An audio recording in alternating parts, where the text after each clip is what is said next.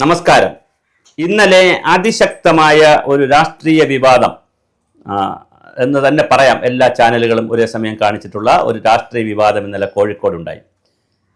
വളരെ രസകരമാണ് ആ വിവാദം കേട്ടാൽ. മലയാളിയുടെ ബോധമണ്ഡലത്തെ, മനസ്സിനെ ഒരിക്കൽ കൂടി വട്ടാക്കുന്ന ഒരു വിവാദമാണ് കേട്ടത്. പറഞ്ഞു വരുന്നത് മുഖ്യമന്ത്രിയും പ്രതിപക്ഷ നേതാവ് വി ഡി സതീശനും തമ്മിലുള്ള ഒരു സംവാദം പോലുള്ള ഒരു വേദിയിൽ നടന്ന കാര്യമാണ്. മുഖ്യമന്ത്രി പറയുന്നു 10 വർഷമായി ഇവിടെ കലാപമില്ല, മാറാട് കലാപം പോലുള്ള കലാപങ്ങൾ ഉണ്ടാകാത്തത് ഇടതുപക്ഷം ഭരിക്കുന്നത് കൊണ്ടാണെന്ന്. 1957 മുതൽ 2026 വരെ എടുക്കുമ്പോൾ എത്രയോ തവണ ഇടതുപക്ഷം ഭരിച്ചു, എത്രയോ തവണ കോൺഗ്രസ് ഭരിച്ചു. ഒന്നോ രണ്ടോ ഒരു മാറാട് കലാപം. പിന്നെ എപ്പോഴാണ് ഇവിടെ കലാപം ഉണ്ടായത്? ഉമ്മൻചാണ്ടിയുടെ കാലത്തൂടെ വർഗീയ കലാപം ഉണ്ടായോ? കരുണാകരൻ്റെ കാലത്ത് വർഗീയ കലാപം ഉണ്ടായോ? നയനാരുടെ കാലത്ത്, അച്യുതാനന്ദൻ്റെ കാലത്ത് വർഗീയ കലാപം ഉണ്ടായോ? ഒരു കാരണവശാലുമില്ല. വർഗീയ കലാപത്തിൻ്റെയൊക്കെ കാലം കഴിഞ്ഞുവെന്നും എവിടെയെങ്കിലും ചെറിയൊരു പ്രശ്നമുണ്ടായാൽ അതപ്പോൾ തന്നെ പരിഹരിക്കുന്ന രീതിയിൽ മലയാളി സമൂഹം വളർന്നു എന്നുള്ളതും വളരെ പ്രധാനമല്ലേ? ഇനി തമിഴ്നാട്ടിൽ എന്നും വർഗീയ കലാപമാണോ? രാജ്യത്തെന്നും വർഗീയ കലാപമാണോ? BJP 10-11 വർഷമായി BJP രാജ്യം ഭരിക്കുന്നു. രാജ്യം മുഴുക്ക വർഗീയ കലാപമാണോ? വർഗീയ കലാപത്തിൻ്റെ കാലം കഴിഞ്ഞു. മുഖ്യമന്ത്രി വീണ്ടും അതെടുത്തുകൊണ്ട് വരുന്നത് വളരെ കൃത്യമായ മതരാഷ്ട്രീയത്തിൻ്റെ, വർഗീയത രാഷ്ട്രീയത്തിൻ്റെ ആ പിന്നാമ്പുറങ്ങൾ, ഇന്നലകളെ വീണ്ടും ഓർമ്മിപ്പിച്ചുകൊണ്ടിരിക്കുന്നതിന് കൃത്യമായ പ്രീണന രാഷ്ട്രീയമുണ്ട്. എന്നാൽ ആ വേദിയിൽ തന്നെ വി ഡി സതീശനും പങ്കെടുത്തിട്ട് വേറെ കുറച്ച് ന്യായങ്ങളും പറയുന്നുണ്ട്. ഇവിടെ ഒരു കാര്യം വളരെ വ്യക്തമായി നിങ്ങൾ മനസ്സിലാക്കുക. ആ രണ്ടുപേരും പങ്കെടുത്ത യോഗം ഏതാണ്? സമസ്തയുടെ യോഗമാണ്. സമസ്ത എന്ന് പറയുന്നത് നടത്തിയ യോഗം സ്വാതന്ത്ര്യം, ജനാധിപത്യം, മതേതരത്വം, സാഹോദര്യം എന്നൊക്കെ പറയുമെങ്കിലും മതത്തിൻ്റെ അടിസ്ഥാനത്തിൽ, മതത്തിൻ്റെ പുരോഗതിക്ക് വേണ്ടി മാത്രം, മതത്തിൻ്റെ ആളുകൾക്ക് വേണ്ടി മാത്രം, മതത്തൊന്നും പറഞ്ഞുകൂടാ. അത് സമസ്ത എന്ന് പറയുമ്പോൾ കംപ്ലീറ്റ് മുസ്ലിങ്ങളെയും ഒരു സംഘടന അല്ല. അതിനകത്തും വിഭാഗീയമായ പിന്നെ ഷിയ, പിന്നെ സുന്നി എന്നൊക്കെ പറഞ്ഞ പല വിഭാഗങ്ങളുണ്ട്. ജാതി വിഭാഗങ്ങൾ പോലെ വിഭാഗങ്ങളുണ്ട്. ഹിന്ദുവിലെ ജാതി വിഭാഗങ്ങൾ പോലെ മുസ്ലിമിലുമുണ്ട്, ക്രിസ്ത്യാനിയിലൊക്കെ ഉണ്ട്. സുറിയാനി ക്രിസ്ത്യാനികൾ, പിന്നെ റോമൻ കത്തോലിക്ക, പിന്നെ കത്തോലിക്ക സുറിയാനി, പിന്നെന്താണ് ലാറ്റിൻ കത്തോലിക്ക, ഇങ്ങനെ പലതരത്തിലുണ്ട് അതിനകത്ത്. പിന്നെ ബെന്തക്കോസ്ത്, ഇതുപോലെ ജാതി ഉണ്ട്. അപ്പോൾ ഇതിൽപ്പെട്ട ഒരു വിഭാഗത്തിൻ്റെ യോഗത്തിലല്ലേ പോയത്? വി ഡി സതീശനൊക്കെ അടിച്ച് കയറുന്ന കണ്ടപ്പോൾ എന്തിനാണ് ആ യോഗത്തിൽ വി ഡി സതീശൻ പോയത്? മുഖ്യമന്ത്രി പോട്ടെ, മുഖ്യമന്ത്രി അങ്ങനെ പല യോഗത്തിൽ പോവുകയും പല സംരക്ഷകരായി നിൽക്കുകയും മാറിയും തിരിഞ്ഞും കേരളത്തിൽ വെള്ളാപ്പള്ളിയെ കാറിൽ കയറ്റും, ഇപ്പുറത്ത് സുന്നി ഷിയാക്കാരെ നിൽക്കും, സമസ്തക്കാരെ നിർത്തും, എല്ലായിടത്തും ഒക്കെ പോയി. മുഖ്യമന്ത്രി വേറൊരു തലത്തിലാണ്. 4 വോട്ട് കിട്ടുമെന്ന് പറഞ്ഞാൽ അദ്ദേഹം എവിടെയും കളിക്കുന്ന ഒരു രാഷ്ട്രീയത്തിലേക്കാണ് മുഖ്യമന്ത്രി നിൽക്കുന്നത്. വി ഡി സതീശൻ എന്തിനാണ് ആ യോഗത്തിൽ പോയത്?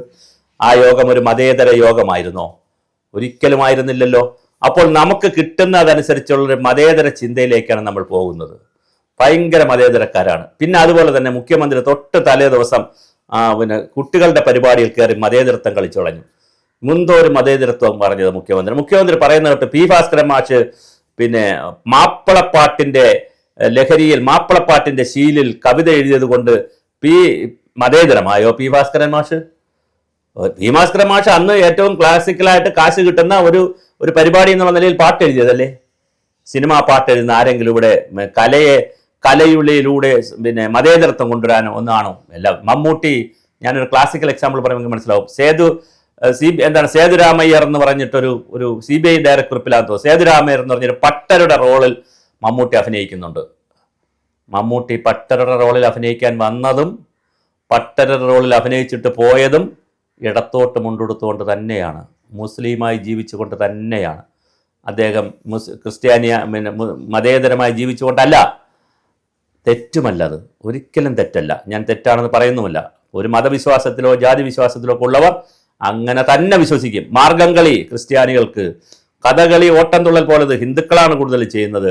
അപ്പം അതുപോലെ തന്നെ നമ്മുടെ ഒപ്പന പോലുള്ളത് മുസ്ലിങ്ങളാണ് ചെയ്യുന്നത്. ഇവിടെ ഭക്ഷണത്തിൽ, കലയിൽ, എല്ലാറ്റിലും, പുസ്തകങ്ങളിൽ, ഭാഷയിൽ, പറയുന്നതിൽ, വാക്കുകളിൽ, എല്ലാറ്റിലും ഒരു സ്വത്വബോധമുണ്ട്. അതിന് ജാതിയെന്നോ മതമെന്നോ എന്ത് പേരിട്ടോ വിളിച്ചോളൂ, ആ സ്വത്വബോധമുണ്ട്. ഇത് കലയിലുമുണ്ട്, ദൈവങ്ങളിലുമുണ്ട്. ചാത്തനുണ്ട്, ശാസ്താവുണ്ട്, പിന്നെ എന്താണ് പല പല പേരിലുള്ള ദൈവങ്ങളുണ്ട്. കാളിയുണ്ട്, ഭദ്രകാളിയുണ്ട്, ഇങ്ങനെ സകലതിലും ജാതിയുടെയും സ്വത്വത്തിൻ്റെയും കഥകളിലൂടെ തന്നെയാണ് മനുഷ്യർ ജീവിക്കുന്നത്. അതൊരു യാഥാർത്ഥ്യമാണ്, ഒരു സത്യമാണ് കൺമുന്നിലെ. ആ സത്യത്തെ പൊളിച്ചെഴുതുന്നതിന് വലിയ അത്യുധ്വാനം സമൂഹം ചെയ്യേണ്ടതുണ്ട്. അത് ഗുരുദേവൻ തുടങ്ങി വെച്ചതാണ്, ചട്ടമ്പിസ്വാമികൾ തുടങ്ങി വെച്ചതാണ്, അയ്യാഗുരു തുടങ്ങി വെച്ചതാണ്, ഒരുപാട് ആളുകൾ തുടങ്ങി വെച്ചതാണ്, അയ്യങ്കാളി തുടങ്ങി വെച്ചതാണ്. അങ്ങനെ ഒത്തിരി ആളുകൾ ഇന്ത്യയിൽ ഋഷീശ്വരന്മാരുടെ കാലത്ത് അവർ തുടങ്ങി വെച്ചതാണ്, ആചാര്യന്മാർ തുടങ്ങി വെച്ചതാണ്, ഗുരുക്കന്മാർ തുടങ്ങി വെച്ചതാണ്. പക്ഷേ അതിനെ മുന്നോട്ട് കൊണ്ടുപോകുന്നതിന് പകരം, അതിനെ മുന്നോട്ട് കൊണ്ടുപോകാനുള്ള സാഹചര്യം എടുക്കുന്നതിന് പകരം ജമാഅത്ത് ഇസ്ലാമിയെ അങ്ങോട്ടെടുക്കണോ ഇങ്ങോട്ടെടുക്കണോ അവിടെ എടുക്കണോ ഇവിടെ എടുക്കണോ എന്നുള്ള ചർച്ച, UDF LDF ചർച്ച. ഇനി മതത്തിൻ്റെ ഭൂരിപക്ഷ മതം എന്ന് പറഞ്ഞ് ഭൂരിപക്ഷത്തിൻ്റെ മതത്തിൻ്റെ പാർട്ടി എന്നുള്ള നിലയിൽ ഹിന്ദു പാർട്ടികളുടെ നിലയിൽ BJP ഒരു വശത്ത്, ന്യൂനപക്ഷ പാർട്ടികളുടെ സംരക്ഷകരെന്ന് പറഞ്ഞൊരു വേറൊരു വശത്ത് പാർട്ടിയുടെ പേര് തന്നെ ജാതിയുടെ പേരുള്ള പാർട്ടി, ഇന്ത്യൻ യൂണിയൻ മുസ്ലിം ലീഗ്, പാർട്ടിയുടെ പേര് തന്നെ മുസ്ലിം ലീഗ് എന്നാണ്. അങ്ങനെ മതത്തെയും ജാതിയെയും വളരെ കൃത്യമായി സൂക്ഷ്മതലത്തിൽ പ്രയോജനപ്പെടുത്തുന്ന ഒരു സമൂഹമായി നമ്മൾ നിന്നുകൊണ്ട് നമ്മൾ മതേതരത്തെക്കുറിച്ച് വാചാലമാകും. അങ്ങനെ മതേതരത്തെക്കുറിച്ച് വാചാലമാകാൻ നമുക്ക് അർഹതയുണ്ടോ എന്ന് സതീശനോടാണ് ചോദ്യം, മുഖ്യമന്ത്രിയോടല്ല. മുഖ്യമന്ത്രി കാരണം ഇതൊന്നും ഉൾക്കൊണ്ടുകൊണ്ട് പോകുന്നൊരു മുഖ്യമന്ത്രി അല്ല, നിർഭാഗ്യവശാൽ. അദ്ദേഹം വോട്ട്, മൂന്നാമത്തെ ഭരണം, ഇതൊക്കെ ചിന്തിച്ച് നടക്കുന്ന ആളാണ്. പക്ഷേ അങ്ങനെ ചിന്തിക്കാതെ കുറച്ചുകൂടി വിശാലമായി ചിന്തിക്കുന്ന ആളാണ് വി ഡി സതീശൻ. അതുകൊണ്ട് വി ഡി സതീശനോടാണ് ചോദിക്കുന്നത്, വി ഡി സതീശൻ, ഒരു കയ്യിൽ നിങ്ങൾ സമസ്തിയെയും മറുകൈയിൽ ജമാഅത്ത് ഇസ്ലാമിയെയും മറ്റൊരു കയ്യിൽ നിങ്ങൾ ക്രിസ്ത്യാനികളുടെ സംവിധാനത്തെയും മറ്റൊരു കയ്യിൽ ഹിന്ദുവിൻ്റെ സംവിധാനത്തെയും എല്ലാ സംവിധാനത്തെയും ഓരോ കൈകൊണ്ട് തഴുകി തലോടി മതേതരത്വം പറയരുത്. ഇവിടെ മതേതരത്വം ഒന്നുമില്ല. ഇവിടെ എല്ലാവരും കുറച്ച് യുക്തിവാദികളോ കുറച്ച് അങ്ങനെയുള്ള കുറച്ച് ആളുകളോ ഒക്കെ ഇങ്ങനെ പറഞ്ഞ് നടക്കുന്ന വളരെ നമുക്ക് വേണമെങ്കിൽ എണ്ണിയെടുക്കാവുന്ന കുറച്ച് ആളുകൾ ഉണ്ട്. കമ്മ്യൂണിസ്റ്റുകാരൊന്നും അങ്ങനെയല്ല. അവർ വലിയൊരു സംഘം വിശ്വാസികളാണ്. അവർ പലരും മതപരമായി തന്നെ ജീവിക്കുന്നവരാണ്, ജാതിപരമായി ജീവിക്കുന്നവരാണ്. അത് വിവാഹത്തിൽ നമുക്ക് കാണാൻ പറ്റും, എല്ലാ കാര്യത്തിലും. ഭക്ഷണ കാര്യത്തിലുണ്ടല്ലോ, ഭക്ഷണ കാര്യത്തിൽ നമുക്ക് ജാതി ഉണ്ടല്ലോ. വെജിറ്റേറിയൻ മാത്രം കഴിക്കുന്നവർ, നോൺ വെജ് കഴിക്കുന്നവർ, നോൺ വെജിൽ തന്നെ ചിക്കൻ നമുക്കുണ്ട് ഇവിടെ. അപ്പോൾ വളരെ കൃത്യമായി ഓരോ വിഭാഗത്തിലും ജാതിയും മതവും ഒക്കെ ഉള്ള ഒരു സമൂഹത്തെ മതേതരമാണെന്ന് പറഞ്ഞ് നമ്മൾ അഭിമാനിക്കരുത്. മതേതരമാകണമെങ്കിൽ നമ്മുടെ യാത്ര ഇനി ഒരുപാട് മുന്നോട്ട് പോകണം. അങ്ങനെ പോകണമെങ്കിൽ തീർച്ചയായിട്ടും മതത്തെ രാഷ്ട്രീയത്തിൽ നിന്ന് കൃത്യമായി എങ്ങനെ മാറ്റി നിർത്താം എന്ന് പറയുമ്പോൾ സതീശൻ ഇന്നലത്തെ പോലെയുള്ള വേദികളിൽ പോകരുതായിരുന്നു.